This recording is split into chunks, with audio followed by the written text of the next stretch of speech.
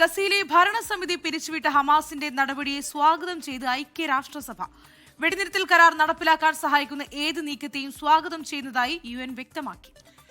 അമേരിക്കയിൽ നിന്ന് മധു കൊട്ടാരക്കര ചേർന്നു. മധു കൊട്ടാരക്കര, നേരത്തെ നമ്മൾ പറഞ്ഞതുപോലെ തന്നെ 20 വർഷത്തിന് ശേഷം, ഏതാണ്ട് 2 പതിറ്റാണ്ടിന് ശേഷമാണ് ഹമാസ് ഗസയുടെ ഭരണം വിട്ടുകൊടുക്കുന്നത്. ബോർഡ് ഓഫ് പീസ് ഒരു ഭരണസമിതിക്ക്. ഇത് സ്വാഭാവികമായും ലോകരാജ്യങ്ങൾ അംഗീകരിക്കും. അപ്പോഴും നിരായുധീകരണം അടക്കമുള്ള ആവശ്യങ്ങളിൽ ഹമാസ് വിട്ടുവീഴ്ചയ്ക്ക് തയ്യാറല്ല. Good morning Suhail.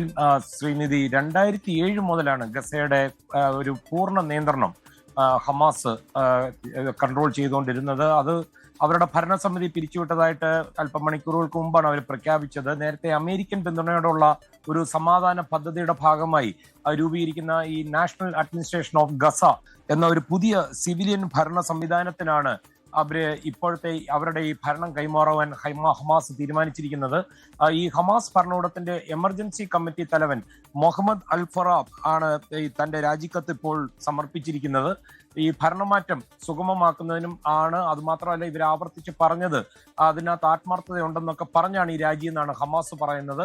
കഴിഞ്ഞ ഒക്ടോബറിലാണ് ഡൊണാൾഡ് ട്രംപിന്റെ നേതൃത്വത്തിൽ ഈ ഇസ്രയേലുമായിട്ട് ഒരു വെടിനിർത്തൽ കരാർ ഹമാസുമായിട്ട് നിലവിൽ വന്നത്.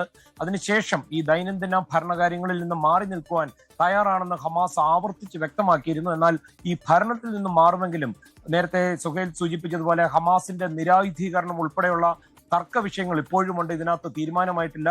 ഈ ഹമാസിന്റെ ഇപ്പോഴത്തെ ഈ തീരുമാനത്തെ ഐക്യരാഷ്ട്രസഭ അത് സ്വാഗതം ചെയ്തിട്ടുണ്ട്. അത് മാത്രമല്ല, ഈ ഉദ്ദേശ ലക്ഷ്യങ്ങളുമായി മുന്നോട്ട് പോകുന്ന എല്ലാ കാര്യങ്ങൾക്കും ഐക്യരാഷ്ട്രസഭയുടെ പിന്തുണയുണ്ടെന്ന് ഐക്യരാഷ്ട്ര UN സെക്രട്ടറി ജനറലിന്റെ വക്താവ് സ്റ്റെഫാൻ ഡുജാറിക്ക് വ്യക്തമാക്കി. അത് മാത്രമല്ല, പുതിയ സിവിലിയൻ ഭരണസമിതി ഗസയിൽ ചുമതലയേൽക്കുമ്പോൾ ഈ പാലസ്തീൻ അതോറിറ്റിയുടെ കീഴിൽ ഒരു ഏകീകൃത പാലസ്തീൻ ഭരണം കൊണ്ടുവരാനുള്ള ശ്രമങ്ങളെയും ഈ ഐക്യരാഷ്ട്രസഭ പിന്തുണയ്ക്കുമെന്നാണ് സ്റ്റെഫാൻ പറയുന്നത്.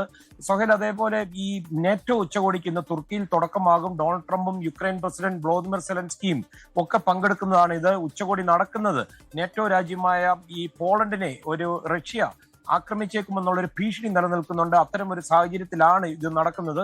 അതേസമയം യുക്രൈൻ തലസ്ഥാനമായ കീവിലെ ജനവാസ കേന്ദ്രങ്ങൾക്ക് നേരെ റഷ്യ അവരുടെ ആക്രമണം കടുപ്പിക്കുകയാണ്. സൊഹേൽ, ശ്രീനിധി. മധു കൊട്ടാരക്കരയാണ് സമഗ്രമായ വിവരങ്ങൾ നൽകിയത്. എന്തായാലും ലോകത്ത് സമാധാനം പടരട്ടെ. ഗസയുടെ ഭരണം ഹമാസ് വിട്ടുകൊടുക്കുന്നു. മറുഭാഗത്ത് നാറ്റോയുടെ നിർണായക ചർച്ച കൂടി നടക്കുന്നു. റഷ്യ യുക്രൈൻ യുദ്ധത്തിന്റെ പശ്ചാത്തലത്തിൽ കൂടിയാണ് നിർണായക യോഗം എന്നുള്ളതും പ്രസക്തമാണ്.